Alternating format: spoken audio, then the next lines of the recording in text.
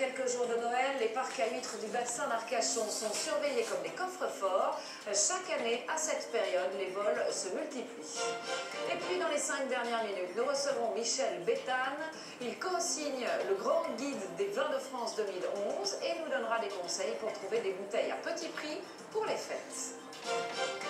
La neige refait son apparition. Pour l'instant, rien de catastrophique. Quelques centimètres ce matin dans l'est de la France. Il y a eu des incidents, des accrochages. Sur l'A36, il y a eu d'importants ralentissements. Circulation compliquée aussi ce matin autour de Nancy. Le point avec Stéphanie Pérez. La Lorraine sous la neige, rien d'exceptionnel. Le problème ce matin, c'est que les flocons sont tombés juste à l'heure d'aller travailler.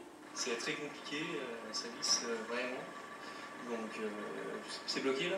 Soyez prudents bien sûr. 3 à 4 cm sur des sols déjà froids, résultat des chaussées glissantes une fois de plus, et malgré la prudence des automobilistes, quelques accrochages. Ici, 3 véhicules ont été impliqués, heureusement sans gravité. À Besançon, l'heure de pointe ce matin a aussi été particulièrement délicate. Circulation ralentie, bouchons à l'entrée et en centre-ville, patinage pas vraiment artistique. Le mieux pour certains, c'était d'aller travailler à pied. D'habitude, je viens en vélo, puis là en vélo, je me suis dit ça va peut-être un petit peu chaud, ça va glisser aussi, donc je suis venu à pied. Mais là, il n'y a aucun bus qui circule, donc on attend que ça déneige. L'A36 a été fortement perturbée une partie de la matinée dans le sens Besançon-Mulhouse, mais c'est surtout sur le réseau secondaire que la circulation s'est compliquée. Les tracteurs, une fois de plus, ont fait office de dépanneuse.